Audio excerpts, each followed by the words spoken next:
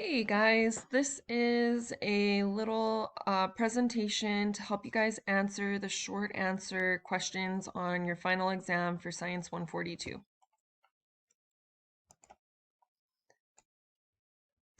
What I think you ought to do, my suggested process for you guys, is use the work that you've already turned in and completed and my feedback for that work. So if you can get out your work that you've written down, your notes and stuff that you've taken pictures of and then turned in to me, you'll be able to use those while you're doing this because I'm not going to give you all the answers of what to write down. I'm going to tell you kind of how to construct your answers. And then I would take the time to write your answers on paper as you watch this video. So pause the video and make your rough draft right now. Go ahead and answer the little questions that I'm telling you about. That way, when you write your final exam, your final draft, you can just rewrite what you've already done, and it won't be so overwhelming to look at those questions and feel like you have to type everything in that little box. You'll already have yourself prepared. So there's three questions that are going to be short answer, and those are the essential questions for this lesson. So one of the places you might want to look to help yourself answer these questions is in your essential question connection in each of the lessons. Remember, you have to explain how the lesson answered the essential question. So why do different types of cells have specialized roles? You should have already been thinking about that on each of your lessons. And so you can look at your answers on those as well to help you.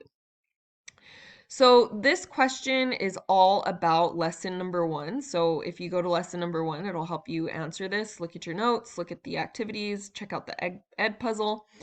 And here's how I would suggest you answer. So start off by just explaining what the difference between a generalized cell model would be, like a generalized plant or animal cell, and what a specialized cell is. So just tell us the difference between those two. That way you have a background for explaining how they become specialized. Now, we did a whole lesson on how cells become specialized. So you're gonna have the stem or progenitor cells that you start out with. So you'll want to kind of explain what that is.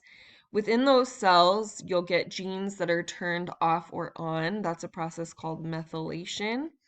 And then because those genes are turned off and on, you're going to get different types of proteins that will get built, and that will change what the cell does. And then finally, so I think how do cells become specialized? That'll take you at least 3 to 4 sentences. And then last, give an example of a specialized cell and how it's different from a generalized cell model. So you can pick any specialized cell that you want, a neuron, a liver cell, you could look up a brand new one, and you could talk about how it's different than the generalized cell that has all the organelles packaged nice and neatly in it. How is it different than a generalized cell? So that's what I would suggest you do for question number 1. Okay, question number 2. This question, how do the structures in an organism cooperate to allow proper function? You're going to look at lesson 4 mostly for this one. And what you're going to do is explain the relationship between DNA, organelles, cells, tissues, organs, organ systems, and then a whole organism like a human. You did this in a set of notes, so hopefully you have those notes and you can just, get those out and then kind of say, what is the relationship? So here we'd have DNA, of course, is the smallest part of the organization, and it tells the cell how to build proteins that make up organelles. Organelles make up cells, and then you put a bunch of cells together that are doing the same thing, and you get a tissue. So you're going to kind of explain how this all builds on each other to make a big organism like a human that does a whole bunch of different things and has a bunch of different parts working together. Then take an example situation, like you guys had to take an example situation before in the lesson where you were doing burpees and running in place and meditation, and just see how your heart rate changed. So you're going to take an example stimulus and show how it travels through the different parts of the system. You probably aren't going to be able to go as far down as DNA for this, but you should be able to talk about how your individual cells, like your neurons, for example, are noticing something around you. You see something, your brain processes it, and then you have a response to that. So talk about some sort of example and how that moves through the whole body. If you want to shoot me a text about this, I could respond and give you some feedback on an example that you might want to use. Moving on to question 3, there's actually 2 lessons that you're going to be looking at to help you with this one.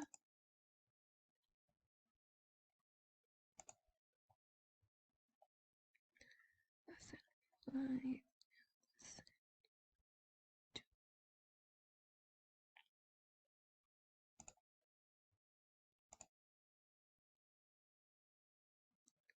Oh, I actually recorded that. Whoops.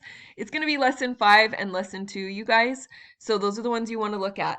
How are cells in the body made and replaced? Now, if you want bonus points, you can talk about how fertilization happens. That's when the sperm and the egg get together. And then after that, you have mitosis to get all the cells of the body, because that would be a cool way to get a bonus point on this one. Plus, I feel like it's really interesting, so it's not hard to add. But what you want to do in this question for sure, just to get your regular amount of points, is give an overview of the cell cycle. Now, in the lessons that I'm talking about, there are a lot of different parts of the cell cycle. You do not have to go into all the details. Just basically say what order the things happen in. Same thing with mitosis. What order do the things happen in? I don't need you to tell me about metaphase, interphase, telophase, all of those parts. I just want you to describe what happens in a cell when it duplicates itself. And then you're going to explain how cancer is different than the normal process and how that's damaging. So remember, when a cell is not passing all those checkpoints and stuff, the checkpoints normally, when a cell is getting to a checkpoint, the proteins check it out and say, okay, well, this one's good to go. But if it's not good to go, usually it will just shut itself down and kind of die. If it doesn't do that, that's when you get cancer, and cancer cells are just going to go through mitosis like crazy, crazy fast and steal all the resources of the cell. So you can explain what happens when the cell cycle is not going right, when cells are not being regulated, in order to kind of explain how they are. I hope this is helpful to you guys, and there's only one more term left after this for your science credit.